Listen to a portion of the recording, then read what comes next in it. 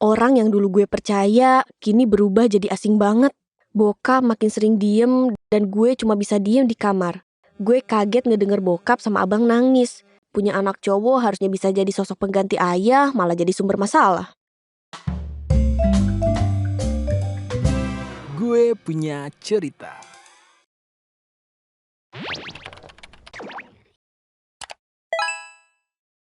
Peringatan, animasi ini dibuat dengan tujuan sharing pengalaman pribadi sang pengirim cerita. Dimohon untuk menghargai cerita tanpa menyudutkan beberapa pihak. Selamat menonton. Hai, kenalin, gue Lia. Gue akan berbagi cerita tentang seseorang yang dulu gue kira akan selalu jadi pelindung gue. Tapi malah jadi orang yang paling sering bikin gue nangis. Dulu gue sama abang gue deket banget, namanya Zeni. Kita sering main bareng, tukeran cerita, bahkan dulu kalau gue takut tidur sendirian, dia bakal nemenin gue. Tapi ternyata sikapnya berubah drastis semenjak dia masuk pesantren. Bener-bener waktu bisa merubah segalanya. Orang yang dulu gue percaya, kini berubah jadi asing banget. Jadi pas dia lulus SD, dia masuk pesantren tuh. Pas dia baru sebulan 3 bulan masuk, semuanya biasa aja. Gue masih sering kirim surat kecil ke dia lewat mama. Tapi lama-kelamaan kalau ketemu gue ada canggung gitu. Mungkin karena jarang ketemu kali ya.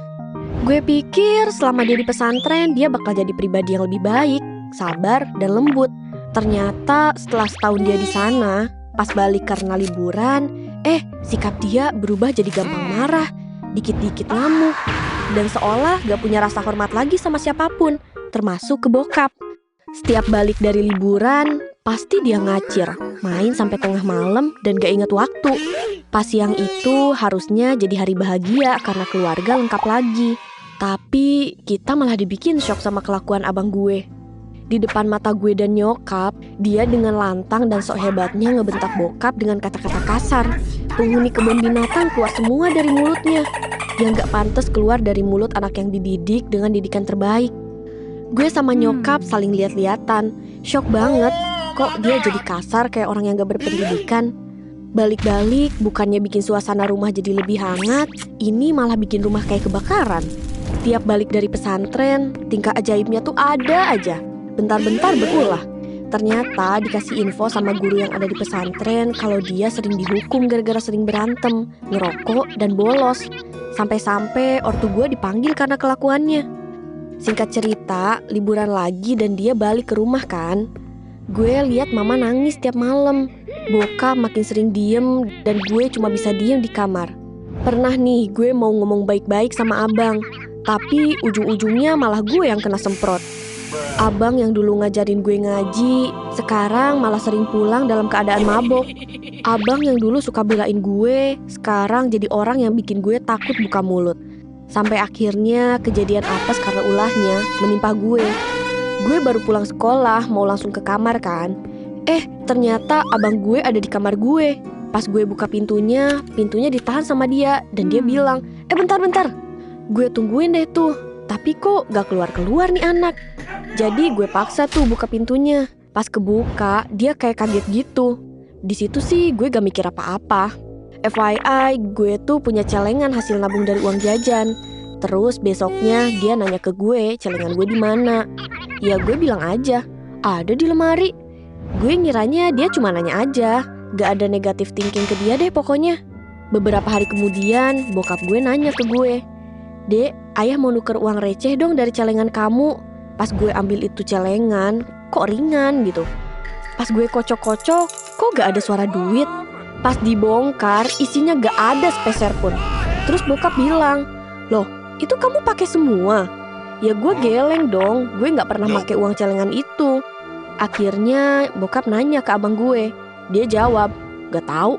Jadi orang yang ada di rumah mikir kalau uang itu beneran hilang atau gue mungkin salah simpen. Keesokan harinya pas gue bangun tidur, gue kaget ngedenger bokap sama abang nangis. Pas gue tanya mama, dia gak mau jawab sama sekali.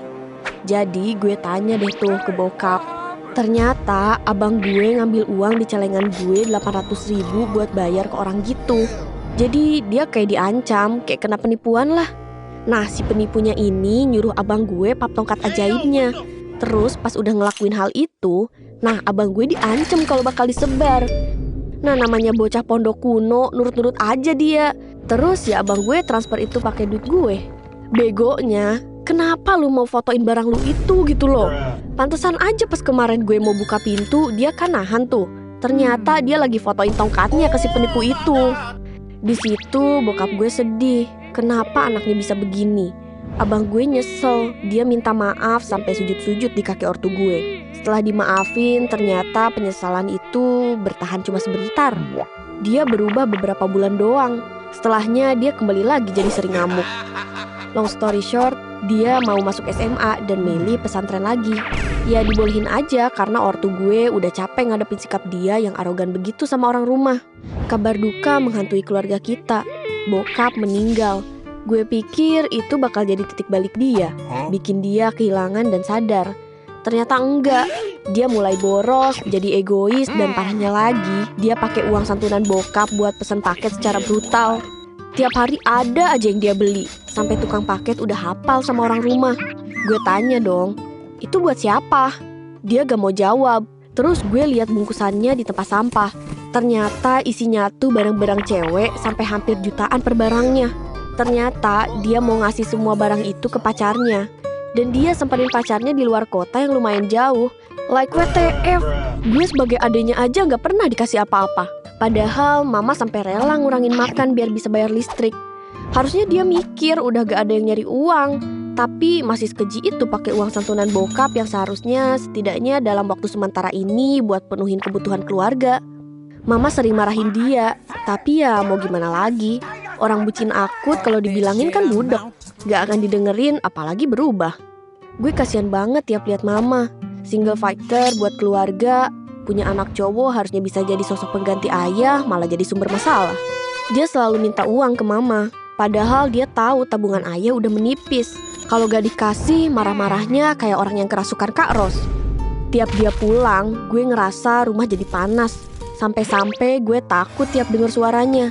Gue juga gak mau ketemu dia, karena gue trauma pernah diperlakukan kasar sama dia. Sekarang dia udah dewasa, tapi kelakuannya 11-12 sama anak PAUD. Gue juga gak tahu caranya gimana biar dia bisa berpikir dewasa dan berubah. Tiap kali gue lihat wajah mama yang semakin tua dan lelah, gue sadar waktu gak bisa diputar balik lagi. Di momen itu gue ngerasa gue harus jadi alasan mama bisa istirahat dengan nyaman tanpa harus khawatir tiap malam.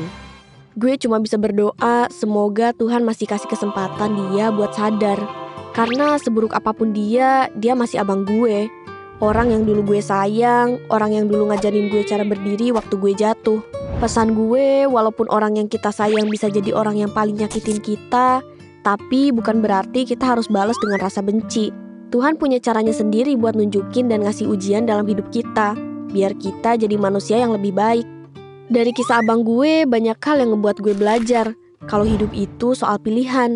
Kalau mau jadi manusia baik, kedepannya hidup lu juga akan baik terus.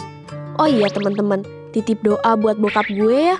Semoga beliau tenang di sana. Dan doain juga semoga abang gue cepet dapet hidayah sebelum ajal menjemputnya. Amin.